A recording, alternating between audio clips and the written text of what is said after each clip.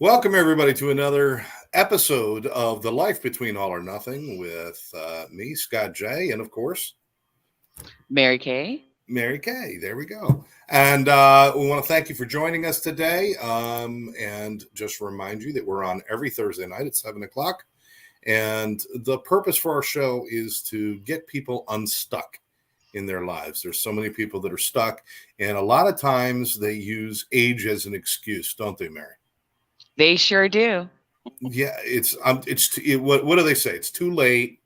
Well, this is I'm all too I know. old. Too I'm old. too old. I've invested so much time in this thing. I can't do something new. Yeah, that's a big one. Exactly. Yeah. Exactly. Hey, Karen's with us saying, hi there, guys. All right. Hi, Karen. Hey, Karen. So glad to have somebody with us, and I'm sure we'll have more. We encourage everybody, please, your thoughts and your ideas about what we're talking about. We encourage you guys to share them. Whether it's on YouTube. I know last time YouTube, they couldn't comment. This time they should be able to. And good stuff. Yeah, I think I figured it out. And if I didn't, then switch over to one of our Facebook pages and you can watch it there. Yeah. And Karen says, OMG. I think it's supposed to be OMG. She went ONG for oh no God. Never too old. She says, God. Never too old. Yeah, I agree, Karen. Now, what got you interested? Because I know this is what you put a lot of your focus into. So what got you interested in helping people, especially people later in life? Well, for me, it was more about me going through so many changes and people noticing. And I didn't set out to be a life coach. It happened. I guess I was tuned in, to listen for the message. And people started asking me, how did you do this? How did you do that? How did you move from this job to this job? And things that didn't make sense to people. And they wanted to know, how can I do this? So in general, I reverse engineered what I had done. And here we are 4 years later, since I started my coaching business. Now, I mean, there's a lot of people out there that, I'm a life coach, and they live in their parents' basement and they they play video games all day and they say, well, I just want to do something. I'm a life coach. But you put a lot of time into studying and learning and trying to pick up more knowledge, because is it because it's a passion or because you feel responsible to do it, or is it both? Well, it's both. I really do feel responsible. So I know that when there's something that's out there that's trending, especially that other people are talking about, I want to find out what's behind that. So I'm going to go into the scientific journals and I'm going to see, okay, what does that mean in a neuroscience kind of way? Because I want to know not just that it works, but why it works. And yes, like you said, it is a responsibility. And one of my core values is continuous learning. And so that's something that I align my behavior to that value. It's a priority value. Excellent. There's Sandy with us saying, hello, good to see you both. Thank you for joining us. That's also known as Mom. Mama.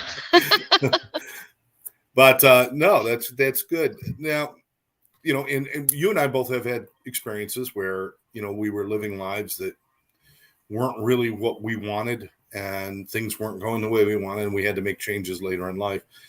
I personally, dealing with my alcoholism and drug addiction, dealing with addicted family members and divorces and all of those pieces that come together. One of the things I found out, and this was really interesting, is during the time from the time I was about, I don't know, maybe 10 years old, I could not stand being alone. I always had to be with somebody, dating somebody, living with somebody, married to somebody. There always had to be somebody. And it wasn't until, I'll throw it out there. I mean, it wasn't until I was like 53, 54 that that I actually had to experience living by myself. And that made a huge impact on what I believed about myself and what I thought about myself and what I started to learn about myself. Did you have a similar experience like that? I did, but before I answer you, I want to know, are you a good roommate to yourself? I am I'm an awesome roommate to myself. Good. And if I do something stupid like leave socks on the floor, I yell at myself right away. if I come home late and nobody's here, I'll just yell at myself. Do you know what time it is? I have to nag myself. That's the problem. Oh my goodness, that's one of the voices, one of the panelist speakers in your head.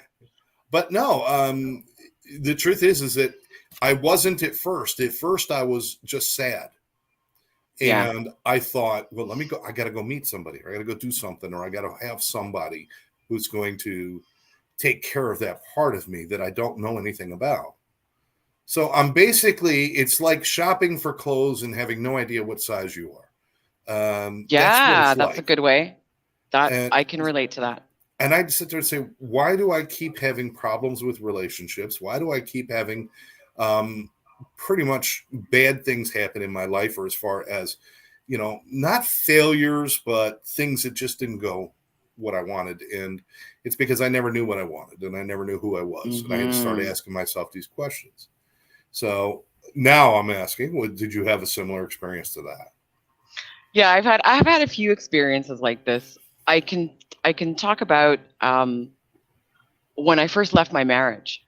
I had gone from my parents' house to my husband's house, and then at separation, all of a sudden I found myself by myself. And I didn't know who I was. I really didn't. All I knew was that the life that I had left behind was misaligned to who I was inside. And so that was when I turned 40. And it was a time for me to then start examining myself, examining my thoughts, examining my behaviors, examining the thoughts behind my behaviors, looking at my past a little bit, and moving forward as a single person. And I did not get it right away. And I think, when you're making big changes and you're getting to know yourself, it doesn't happen all at once. And that's part of, what this show is all about, right? Between the all or the nothing, there's all that stuff in between. So as I was navigating through all that stuff in between, I was doing things like manic dating. Right. So I was the queen of 100 first dates because I was just getting through looking for myself in other people. I think that's what I was doing. Right. And at the same time, I think I was also hiding from myself too. Right. Because if I was able to get myself into another relationship, I didn't have to deal with me. I had another person that I could put that burden on. And so that was part of it. And that was a very long answer to your question. No, I think we see that all the time, though, Mary. You made a great point, is that we seek out these distractions in our lives so we don't have to deal with who we are, or we get to, I get to deny myself what I really want, and I got somebody to blame for it. And that's kind of, having a relationship. The relationship, it can have love, and it can have physical contact, and it can have friendship, and it can have all that stuff. But what it also gives you is somebody that you could blame for everything you don't like in your life. And that's when you don't take care of yourself, that's what we end up doing. So, I had to get to a point where it's like I had to figure out who I was. Now, one of the things that happens is I do a lot of different shows, and you're involved with a lot of different things. And one of the things we always hear people say is you have to be your authentic self. Mm-hmm. And I think what we're trying to explain to people is if I spent almost 50 years of my life not knowing who my authentic self was, I knew pieces. I knew that I enjoyed humor. I enjoyed music. I really do have people in my life that I care about greatly, and that's fantastic. But I really didn't know kind of just how much I could push myself and how many great things that I really have. So, I absolutely lost my point. What was I trying to tell people? What was I trying to tell people? That's okay. Well, we were talking about distractions. We were talking about that's people, blame and finding yourself. And I was saying that all these shows say, well, if you want to get unstuck from your life, you got to do something. You got to have action, and you got to start with your authentic self and your true self and what you truly want. And every time I hear one of those things, I said, yes, but how do you find that authentic person? How do you find that Yeah. person? It's not like we just automatically one day say, I wonder what I really feel, because we've never been practiced at feeling it. If I Right. actually felt something, it felt so foreign to me. I'm always proud of you guys. Oh, Janie, how are you? It's very good. I have not heard from you in a long time. Well, how does Oh, somebody find that? I mean, looking in a head, I had to start questioning myself and questioning him and want, and I just had no clue. So, and mhm. people don't answer that question, do they?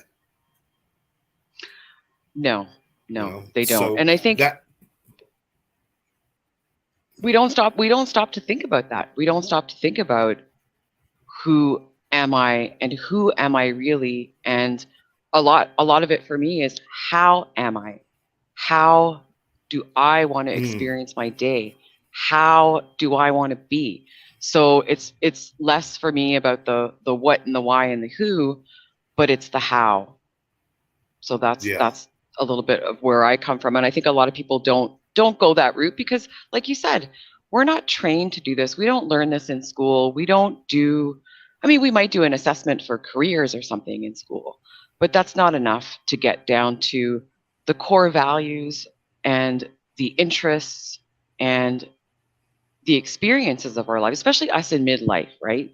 We're in yeah. midlife, and I have an acronym. I love acronyms. I don't know if you like acronyms. So people say la vie. So vie is the French word for life, and I don't speak French, but I can say vie. So All right. VIE stands for values, interests, and experience. And those three things, like, that's the trifecta to who and how you are. Wow. And we don't stop and look at that until we do, until it's time. And until we see that there is value in us looking at those things in ourselves, because we're creating our lives based on the stuff that we believe, stuff Right. that we believe, and the beliefs that we've accumulated from other people and the opinions of other people. Of But once we course. realize that we can create our lives, we have this power. And then if we don't know who we are, we don't know what to do with it. Exactly. Exactly. I don't know. You know, it's like leaving your house and not knowing where you're going to go for the day. When you get Yeah. to the end of the driveway, what are you going to do? You got a decision, turn left or right, but without direction, without goals, without knowing what you want to achieve, how do you go through a day?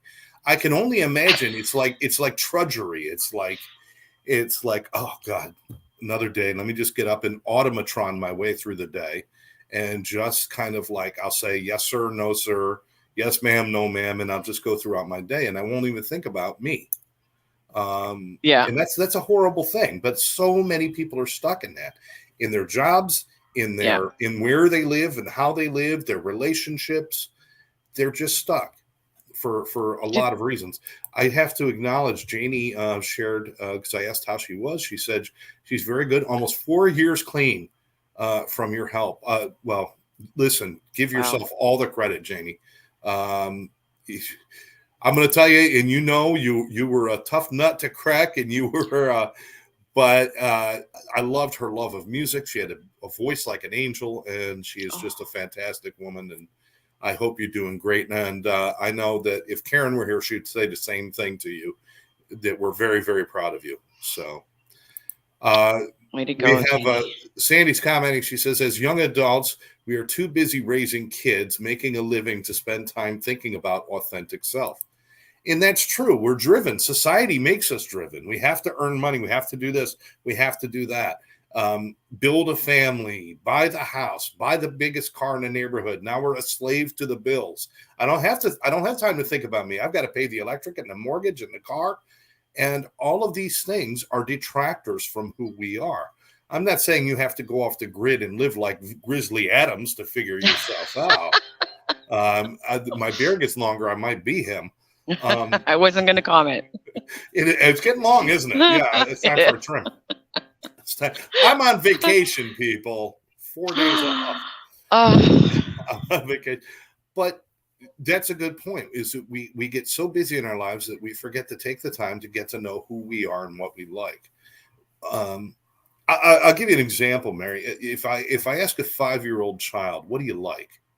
The first thing out of the kid's mouth is pizza, ice cream, boogers, farts. I don't know. Just they don't stop. There's no filter. They're not thinking about what's right or what's wrong. Punching my brother in the head. I mean, they don't even care what it is. If it makes them happy, they'll tell you. Ask an adult what makes them happy. And the first thing you'll see is that person will stop to think. Yeah. They're not thinking about what makes them happy. They're thinking about what is the right answer. Mm-hmm. They're editing. They're editing. Absolutely. Mm-hmm. Because We're filtering. if I tell you what makes me happy is going to a kid's party and getting in the bouncy house and bouncing around. I mean, whatever it might be. What makes you happy? I mean, you ask some guys, what makes you happy? Watching the Kardashians. If that's what does it, that's what does it. That's what it is. If that's what does make you happy, you need more help than we can help you with. No judgment here. No judgment here. There's no judgment against the Kardashians. Yes, nobody else. That's an evaluation. Got it. That'd be like us doing a show and just grabbing our phones and texting the whole show. That's what the show would be. That's what the Kardashians are. Anyway, that's funny.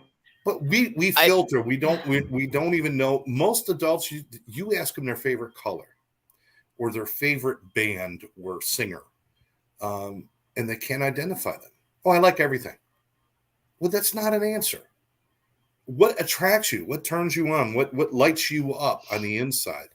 And that's the simplest way to start to learn about your authentic self, is to figure out what makes you shine. Yeah. What is it that gives you that glow? Now, I know part of you is outdoors for you. Mm-hmm. That's like a big part of making you happy, right? Nature. Did you always know that, or did you always know that, and did you do anything about it, or is that more recent that you've really started spending that time?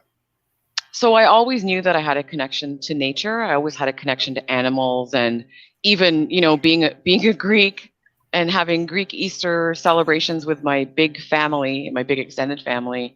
At one point, I stopped eating lamb because, well, I met a lamb. Let's put it that way. I met a lamb, and then there was lamb. So you're telling me Mary met a little lamb. Mary met a little lamb. So I stopped eating lamb for, I think, 25 years, something like that. And even now, it's just not a thing that I go to. So what was your question? I totally lost my train. We do that, people. Just follow along. We do that. We're talking about your connection to the outdoors and happiness. Oh, Did you connection. always follow that? Did you always follow that? No, so I always knew it, but I didn't always follow it. And in a lot of ways, I didn't know the extent of it. And I didn't know the connectedness and how good that was for me. And it wasn't until about 2013 when I first picked up a camera, a DSLR camera, and started going out in nature. After I had what would be classified as a breakdown, and I was off work for a few weeks to try and get myself together. And I started going out in nature because that's what I was drawn to. I didn't know about mindfulness or grounding or anything like that, but I was doing it without knowing it. And so nature was a place for me to feel, because I believe in a creator, and I have a spiritual side to me too. So being out there in nature, I was looking at these things and looking at the trees and looking at the animals, and there's a lot of deer in the conservation area where I go. And I would think, well, whatever made me made them. Whatever made them made me. There's a butterfly. And look at the beauty in nature. And I would actually hug trees, and because I saw it in a video. I was like, why not? I'll try it. It can't hurt, that's for sure. Right. And yeah, so I did know it, but I didn't honor it until later in life when I really needed it. It came to me when I needed it. And it came to me when I was exploring myself and trying to heal myself, and going back to knowing yourself, right? You have to know what's that saying? Know thyself, heal Yeah. thyself, right? So how big of a part did that play in you finding more out about yourself? I mean, just that Oh, simple thing of huge. feeding into the thing that makes you feel complete or happy. Yeah. Once I realized that I had these maybe subconscious values, so nature and spirituality is part of that, and I was prioritizing them because before that, because I think your interests and your values and everything can change Yeah. over time, whether it evolves or whether it just changes because you're in a different place in life. So in my very early 40s, when I was first single and trying to figure out what the heck am I doing, um, a financial security and achievements, that was huge for me, and that's what I was striving for. In some cases, to the detriment Yeah. of a lot of other things. And so when I had my burnout breakdown, that's when I had to really take a good look and think, well, how can I be a good mom if I'm, in a puddle of mush all the time and I'm Right. not functioning and it's debilitating. And so that's when I really started looking at that trifecta, that V, values, interests, and experiences, and trying to figure out, well, two things, trying to figure out where do I want to go. That's one thing. So if I know that stuff, I know where I want to go. I know how it's going to help me get where I want to go. Yeah.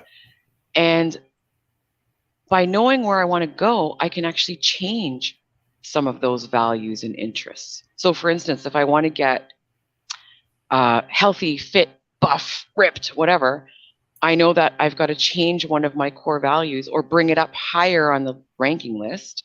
I've got to Right. bring health up there. So health has to be something that I am. And so how am I going to do that? What are the actions that are going to be congruent to that health value that I have? Absolutely. Karen, I got to kick this in here. Karen says, I agree. I have connections to animals all my life. Nature walks, she's tree hugger. Tree hugger, yes. That is true. Karen will knock a school bus off the road to save a squirrel. Yeah. That is, she's never done that. I'm just don't look that up. But she would. I would too. But she would. I would too. But she would. Now this is a long one. I'm going to go ahead and read it. Okay. This is Janie. Is definitely true. Finding ourselves is the hardest to understand and put together. When we finally get clean or trying to grow up, we find ourselves and can't understand it better. Find ourselves and can understand it better with an open mind to how to bring more peace to our life and equal everything out that's been unbalanced for so long in someone's personality. Here's the kicker. Time and patience is definitely the key for happiness that she has found. And that is important. I think people have to be patient with themselves while they're learning about themselves, and they have to be kind to themselves. So many people are so unkind to themselves. Oh yeah. If we broadcast the stuff that we think about ourselves out into the world, people would think we're horrible people. we would all be locked up. We would all be locked up. I mean, unbelievable. So the whole key is, we figuring out what we want. And now you're right. Our values do change. And more importantly, our perspective should change over time. Yes. Our perspective should change. And if your perspective never changes, I mean, I can't imagine that miserable existence, because I did live in an existence where my perspective never changed because of my addiction and the things that I was doing. Can you talk a little bit about that? About that lens, that perspective? That perspective was that I was a victim of everything around me. That nobody ever wanted to know who I really was. I shared with you before the show another time when we were talking that one of my greatest fantasies that I had in my life was dying. It wasn't like the fantasy about committing suicide or dying or something that way. It was about the greatest moment in my life that I could see that was going to come in my life was going to be my funeral. Because at my funeral, people were finally going to recognize that inside I was really a good guy, that I really cared, that I really loved people. because everything I did on the outside betrayed that. It betrayed the fact that I was a good guy. It betrayed the fact that I was loving. It betrayed the fact that I cared. It betrayed the fact that that I was capable or intelligent. It really betrayed all those things. And I could not reach far enough inside myself to bring that authentic guy out that wants so much more in his life. And so my fantasy for year after year after year, and I would dream about watching my own funeral and having people go up and say what a great guy Scott was and how important it was. I was seeking so much validation from others because I couldn't get it from myself. So the transition from that to getting sober, but then it still took time, as Janie said, time and patience. It took time for me to start to figure out just how important I am to me, just how much I should care about me, and just knowing that I'm a good guy. The only person whose opinion truly matters in my life and that is truly going to change my life is when I look in the mirror. That's the only opinion that's truly going to change my life, whether it's for the better or for the worse. Everybody else can say something about me, and on any given day you insult me and I'll laugh at you. The next day you insult me and I want to punch you in the head. It's so arbitrary, everybody else's opinions, and to live off of those is just insanity itself. But it is. But we do. Because society teaches us that. Because they run the Victoria's Secret models down the runway, and it's like, they just had a big meal. The 6 of the models all shared one Tic Tac. They had a huge meal. They were, that's sad. They're so thin and so fit, and there's nothing wrong with being thin and fit. Yeah. But is that who you are, or are you doing that for someone else? Now, I know I'll never be a thin person because I've got broader shoulders. My rib cage is bigger. I'm more barrel than. You'll be a thin barrel. Yeah. I'm only 5 foot, 10 and a half, 5'10". I used to tell people I'm 6 I'm foot. 5'2". Yeah, I know. So don't say only 5'10". No, I'm just saying, this is just who I am. I'm never going to be other things. I'm never going to be tall. I'll be taller than some people, shorter than others. I'll never be considered oh, he's a tall guy. No, I'm not a tall guy. And if I spend my life trying to be a tall guy, what was that you said about a fish in a tree? Oh, there's a saying, and I can't remember the source of this. Okay. But it's, if you judge a fish by its ability to climb a tree, yes, that fish will grow up its whole life thinking that it's stupid. Exactly. And that's what we do to ourselves. And that's what I did to myself. I was always judging myself by abilities that either I wasn't even participating in, or that I wasn't, or that weren't me. And when it finally comes down to it, I had to start figuring out, how do I start to feel better about me? And that was a lot of questions. It was a lot of questions. It was a lot of nights sitting alone and just saying, why do I feel that? Why am I listening to that? And what is wrong with who I am and what I do? And that was really important. And to deny yourself asking yourself those questions and to simply say, well, as long as I'm here, I may as well just be stuck. Maybe trying a little happiness might not be a bad idea. You just might like it. It's possible. And I do agree with that, trying things because you like it. But going back to your point about the questions, I think you brought up that you had some questions that we could give to people to ask themselves to get to know themselves. Because, and before you get to that, I just thought of before I got rid of my cable TV, I used to watch a show called Chalked. So it was on the Food Network. Yes. And the contestants would be given 3 or 4 or 5 or something mystery ingredients and be told to make something. And then they only had 30 or 45 minutes, something to make it.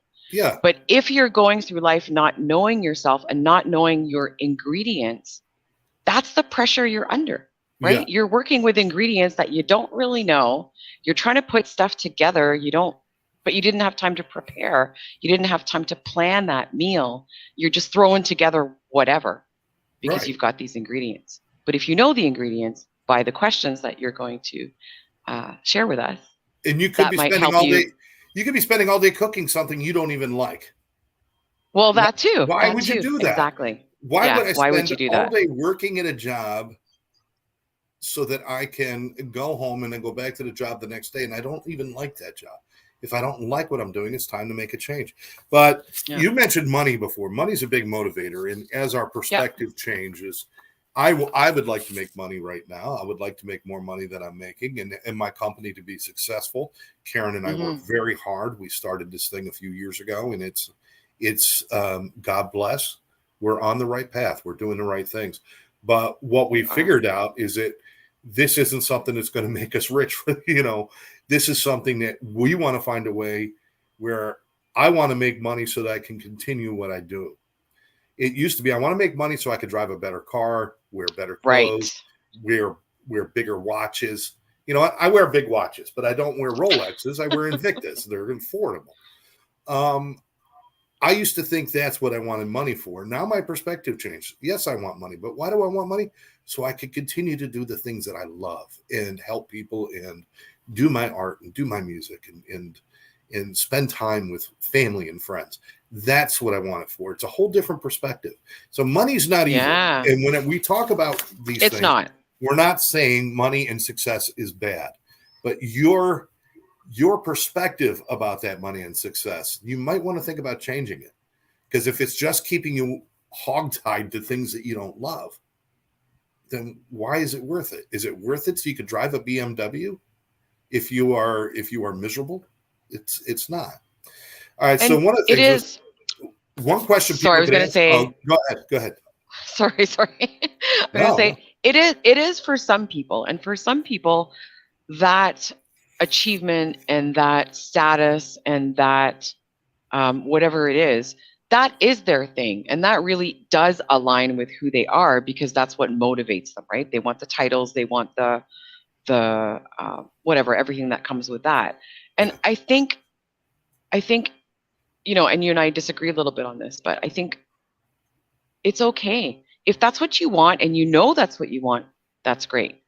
But if you're stuck in something, like you said, if you're stuck in something because you're chasing that level of income or that status,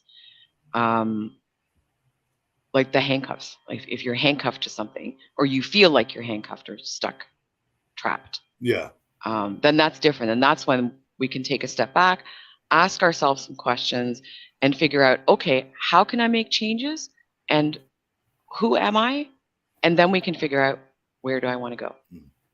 See, I don't think we disagree. I don't think we disagree on that. I think it's just what I'm saying is it's okay to want to be the CEO, to be the big, but are you doing it because you want other people to see you that way or because that's who you feel you need? Is that because that's what you feel would fulfill you? Gotcha. And that's what I'm saying is know the perspective and know your motivations.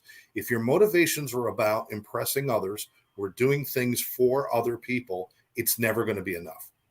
But if your motive is, I have worked hard and I would really love to run this company, I'm going to work my ass off to do it. And that's what I want. And I want that in it. Then you're not miserable anyway. You're happy because you're on your path.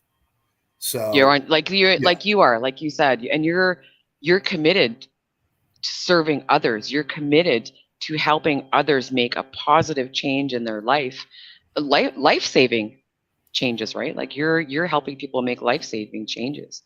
And yes, it would be nice if that came with a broader financial win from all that. But your priority is helping people, and that's what you're committed to do, and that's what motivates you. And that's absolutely amazing. It excites me, and I know Karen's the same way. And look at this. Lynn decided to pop in. She can't join us too much. She's at a Christmas party. Well, that's some eggnog for me. Yeah, me too. I love eggnog. Okay. You ever put eggnog in your coffee? It's so good. I do. Do you? That's It's why I so buy good. eggnog. I don't drink eggnog by itself. Shh. Oh, I'm sorry. Are we disturbing? She told us to hush. Are we disturbing your party, Lynn? Does she have Don't us on put us- speaker? What's going on? I know. Don't put us on speaker if we're disturbing your party. Shh. No, put You're us on handing out speaker. presents. Put Yeah, us on speaker, put Lynn. us on We're speaker. good. How come we weren't invited? We That's don't like why. any of you except Lynn. We love Lynn. We don't like anybody else there. All right. So one question you might want to ask yourself: if money was no object, if money was not an issue, what would you spend your day doing? Does anybody know? Ask yourself that question. I want you to think about it and don't. I know we all do this lottery thing. Oh my God, the lottery's up to $300 billion. If I get it, I'm going to buy a boat. I'm going to buy a motorcycle. I'm going to buy a car. I'm going to do this. I'm going to buy a house for my mom and dad. And I'm going to do.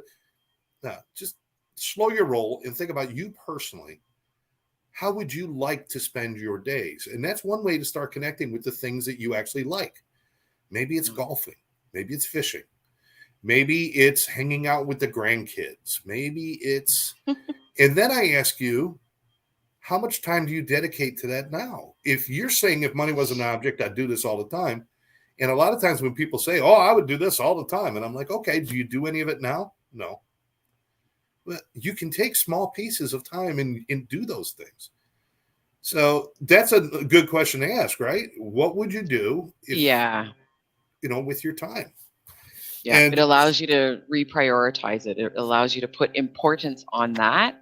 And then when you know that's important because you've written it down, maybe, then you'll align some of your actions and behaviors and maybe make time to do those things.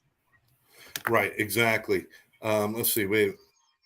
Lynn says, I'm waiting for everyone on speaker, LOL. I love that. We are on speaker. Merry Christmas, everyone. Merry Christmas. God bless us, everyone. Little tiny Tim for you. All right, so let's do another one. Here's a question that people don't ask themselves that often. What are you most afraid of? Ooh. What is it that you're really most afraid of? I know. Don't say spiders. Don't say snakes, and don't say, aliens coming down and abducting me and probes and all that. I mean, yeah, those are fear. By the way, fears of aliens and fears of snakes are not legitimate fears. Fears of spiders, totally legitimate because I have it. You don't believe in aliens? That's another show. We'll do another show. We'll do another show on paranormal and stuff. We can do a paranormal. Yes, we will. We should. No, but honestly, what are you most afraid of? And it's not.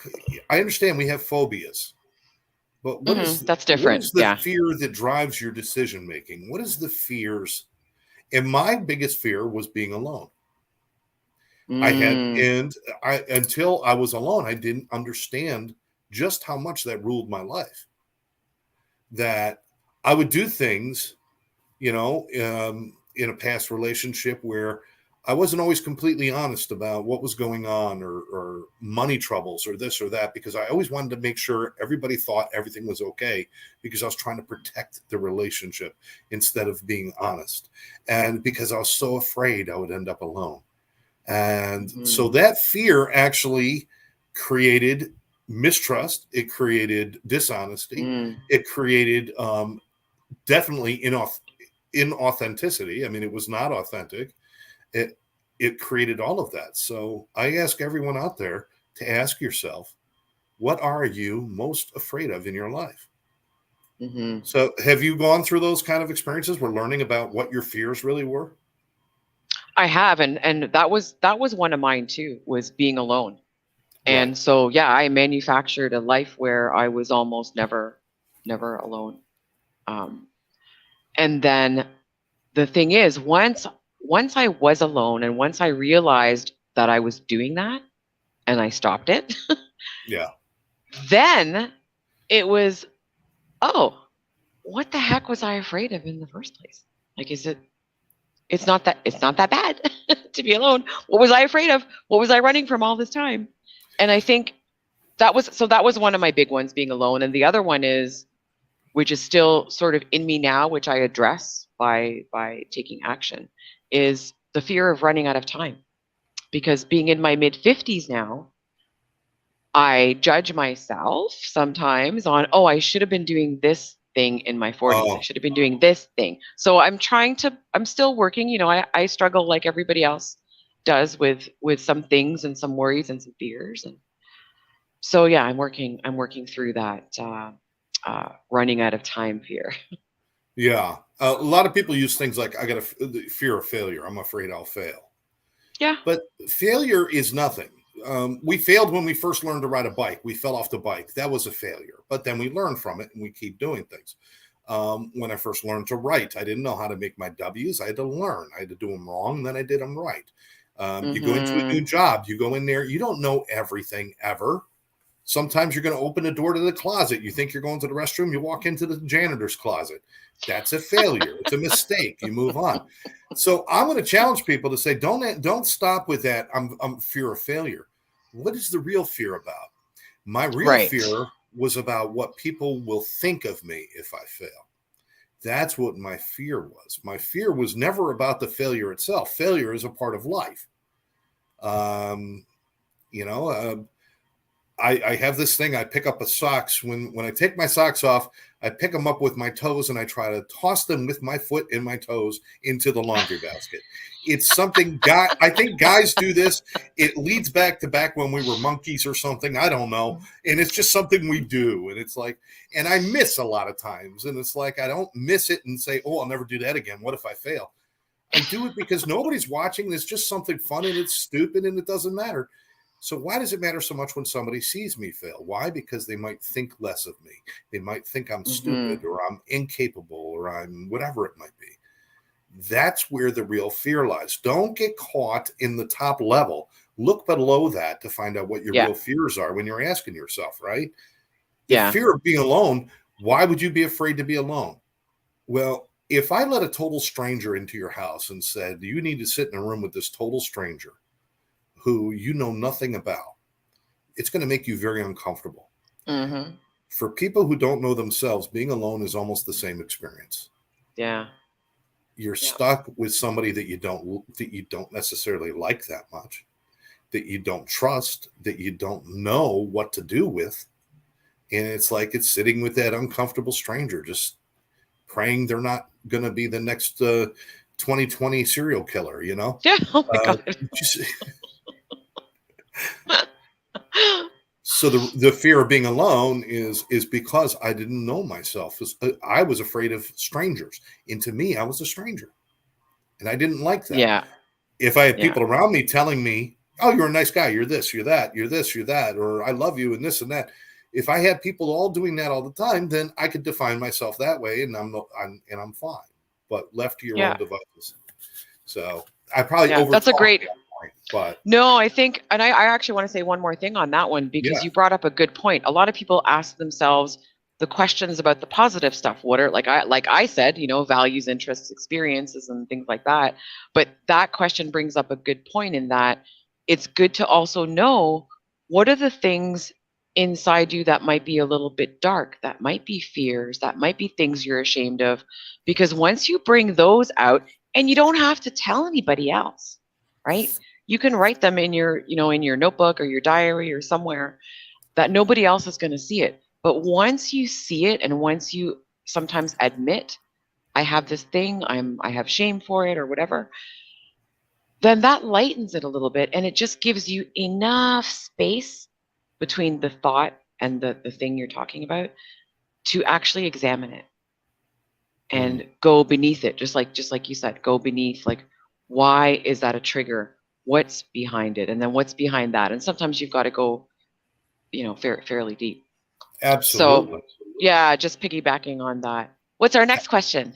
Well, the next one actually follows that up with exactly what you were saying. What is your greatest deficit, and what is your greatest asset?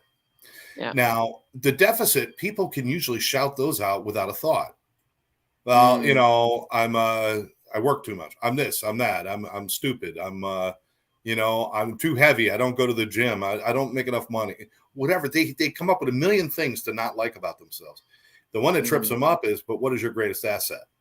Mm-hmm. You know, Mm-hmm. but that's something to understand about yourself. My idea of my greatest deficit changes from day to day and year to year and month to month and all those other things, because it constantly changes. It's like, my deficit might be, I should have put a little more time into this, and I kind of like took it for granted, and I didn't. So that's a deficit. Let me do something about that. And as I start to notice it, I get a chance to change it and work on it. Mm-hmm. People are always afraid to look at themselves for who they are, including your deficits. I equate it to this. If my car was broken and I took it to a mechanic and said, go ahead and fix it, but don't look under the hood. It doesn't make any sense. If I want to change my life and do something different and learn about me, I've got to look under the hood. Yeah. And guess what? Not everything I see is going to be bad, but not everything I see is going to be good. And there's parts that need to be replaced. And there's things that could probably be tuned up a bit. But that's how change happens. Change doesn't happen by bringing the car to the mechanic and saying, okay, it's making a horrible noise. It's dripping gas and oil, and I think it's about to explode. I want you to fix it, but don't touch it or look at it. That's how we treat ourselves. I think I have done that. And you're right. We do treat ourselves like that. But like you said, if we look under the hood of ourselves and our past, I do believe in looking at your past so you can learn from it. Yeah. If we look under the hood, then we know what we've got to work with. Like, do I have and I don't know cars very well, but 100 horsepower or whatever? Yeah. Or do we have like a sewing machine for a motor? Like, what do we have? And then once you know what you have, then you can decide, okay, do I need to do something about that? Do I want to do something about that? Do I want to upgrade this? Do I want to download that? Do I want to learn something, gain a piece of knowledge? Do I want to be mentored by someone? And I think a lot of people look at themselves and they say, oh, I can't do that because I just don't have the confidence. Well, confidence comes from competence. Yes. And competence is something you have full control over. So every master was once a beginner, of course. Every basketball star we see started somewhere. Yeah. But they learned how to become competent. And so when you identify those things, you look under the hood, you see what you've got to work with, and you want to make some improvements, then at least that gives you the focus of the things that you could work on so that you can make the changes that you want. Ronald has joined us. He says, don't forget to check the trunk. Things get forgotten and buried. Yeah. Absolutely. Yeah. I lived in Jersey for 20 years. I know, brother. Lots of dead bodies in the trunks. Oh my goodness. Skeletons. Skeletons, yes.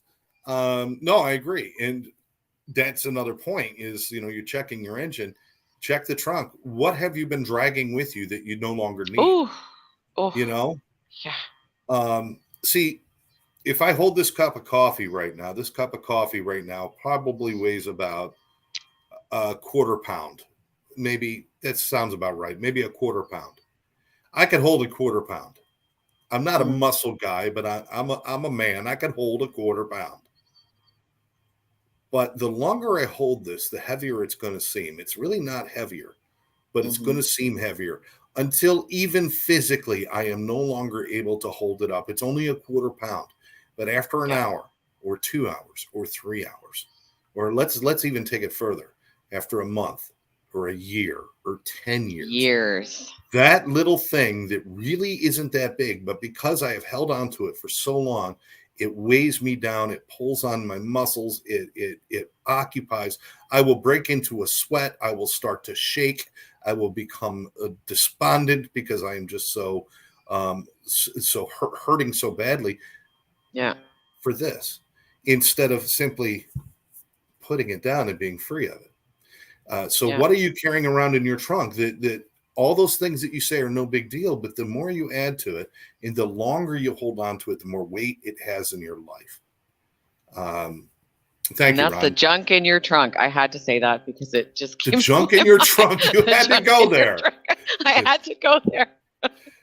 It's Ron.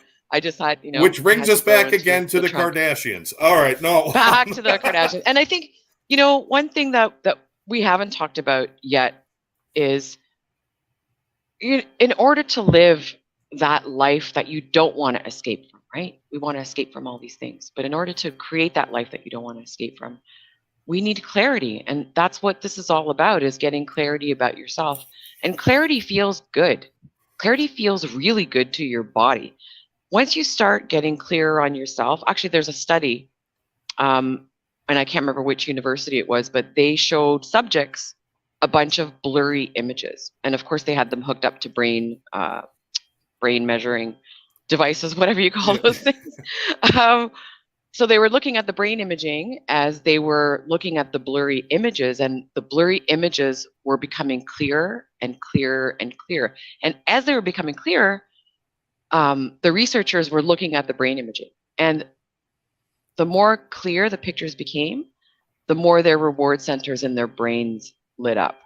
So as humans, we're built to seek clarity, so we can harness that for looking into ourselves. Absolutely. It's become painfully clear to me, because we're already at minute 51 here. Wow. That this is part 1. Part 2 will be next week on getting to know yourself, because this cannot be covered in 1 hour. It certainly cannot. Not with the two of us, anyway. I know, because you know we're like, hey, squirrel. You know. By the way, these things, the things that we're going to let go of too, as part of learning to be better to ourselves and treat ourselves better. The things you let go of.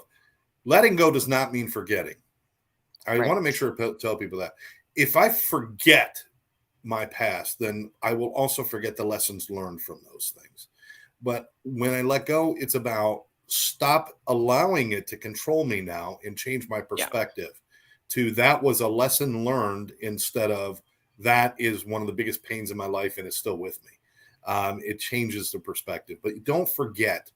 Don't listen to the horrible things I did in my life. And, you know, and certainly I will share a lot of them on here. There's some I can't, obviously, because of my kids and some other things. But some of the horrible things I did in my life, I don't necessarily like to look at those things, but I need to be able to reflect back and say, what lesson did I learn because of that? And how can I use that to better serve myself and to serve others today?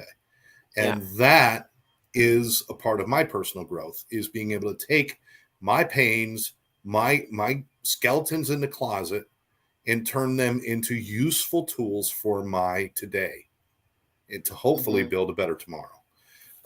One last question that I would like to hit, and there's so many more. We're going to do more of them next week. If you could solve one problem in your life today, if I gave you the ability to see that you can do it, but if you can solve one problem in your life today, what would that problem be? Now, don't rush to this. Don't rush to this, because people will be like, oh, world peace. World peace is not going to make you a better person and a happier person. You know, inner peace will. And if everybody had inner peace, we will have world peace. So just work that way, people. Or kindness. Like Gandhi said, be the change you want to see in the world. Start being it. But if you can solve one problem in your life, what would it be? And now once you identify that, then ask yourself, why haven't I done it? Why do I still have that problem in my life? And that's just one way to learn about yourself, because I might not realize I really want to solve this problem in my relationship, or this problem with what I do at work, or this problem with my weight, this problem with my weight, or this problem with my whatever it might be. Why aren't you doing something about it? But most importantly, just identify it. You might be shocked if you spend enough time thinking about it. You might be shocked at what the problem you would want to solve would be.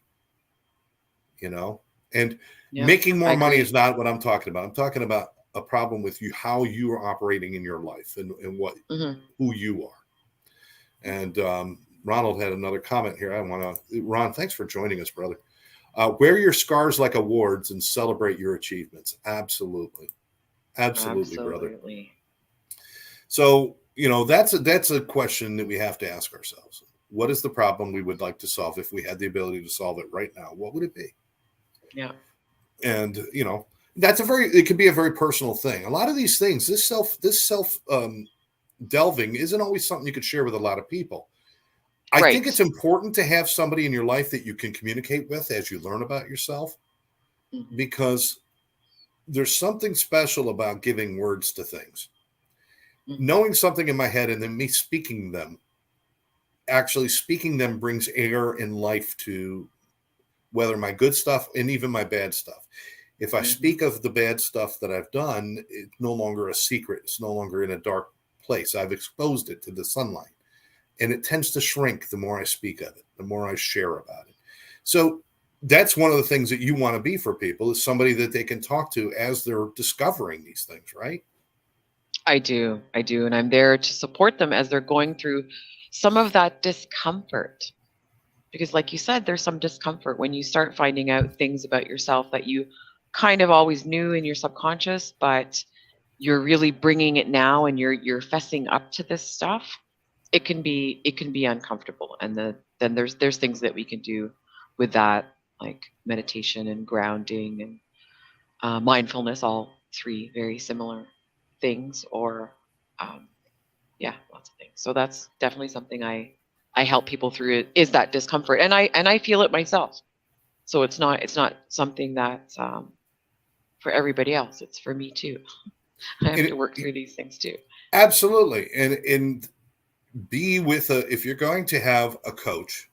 Now, it doesn't mean you got to hire a coach, but sometimes you do. Right. You might have somebody in your life. If you got somebody in your life who you admire, who has achievements that you like, but make sure that you're not trying to be them. Make sure that it's in alignment with who you are. And how do you know who you are? Ask yourself questions. Okay. Start very simple. Here's your homework assignment, everybody out there. What problem would you solve with your life? And what is your favorite thing to do that lights you up more than anything else? What really lights you up? And I'm not talking about light up like, oh, wow, I got a bonus check. Yay. I'm talking about light you up like a little kid on Christmas morning. and it fills you with awe and wonderment. And you sent me a video one time, and I got to share this with people because oh, sure, you were out in the woods and there was a deer, and you said, hey, I think you said, hey, baby. I did. Yeah. And the deer turned and took like 2 or 3 steps towards you. Yeah. And it was a little fawn, a little baby, but it was just one of those magic moments where it's like, wow, and it's like that brought more joy to me than any paycheck does. It was just a moment. Me those too. Kind of moments, right? I'm sure you were there. Hell. Oh, I'm telling you the story. Like, hey, do you remember? Yeah, of course you do. But as you get to know yourself, how much more do those memories impact you, and how much more do those moments mean to you now that you know who you are? Well, for me, it's definitely, I'm very conscious of making more memories that maybe a year from now, when I might be struggling with something, I can go back to that database of these moments that I've made, these memories that I've made. And that's part of my photography as well. I take photos not just to show other people, but so I can go back and look at them myself and feel that feeling that I felt. Yes. So that video of that deer, I saved it, and I've looked at it a few times since that day that I sent it to you. Yeah. It was amazing. I had an experience like that with Dog the Bounty Hunter and an alligator, but I'll tell that story another time. But, and I realize this is a holiday time, and we probably don't have a ton of viewers today, and next week, maybe, I don't know what it's going to be, but we're continuing this. It'll be Thursday nights at 7:00. We want everybody to join us. The Life Between All or Nothing. By the way, when we say the life between all or nothing, what is between all or nothing? That's where we are. That's us. Yeah. That's us. Oh my. Joe Ingram is with us. Little known fact, hi, Joe. I am the deer in the picture. If for those of you who don't know, I'm hoping Joe will be a regular visitor to our show, because he's pretty much everything. If you ask him, he is. No, fantastic. I'm glad you're with us, Joe. Thank you so much. But anyway, the life between all or nothing, what's between all or nothing is us. That's what we have to do. We have to live our life. We're never going to have nothing, and we're never going to have everything. So start living the life that you have right now. And if you don't like it, let's start making changes to it. But first, you got to figure out who you are. We're going to tackle more of that next week. Mary, any final thoughts for the day?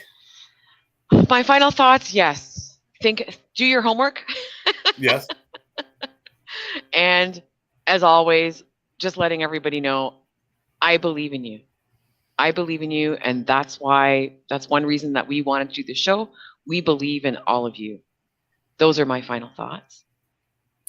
Fantastic. And this is a thought I share with everybody. And I just want to tell you, if you want to have a good day, do one thing nice for somebody else, two things nice for yourself. You never have a bad day. As kind as you want to put out in the world, make sure that some of that kindness shines inside your own heart, or else you will not be capable for long of continuing what you want to continue. Just learn about you. Oh. We are so happy that you are with us. And Mary, as always, absolute pleasure.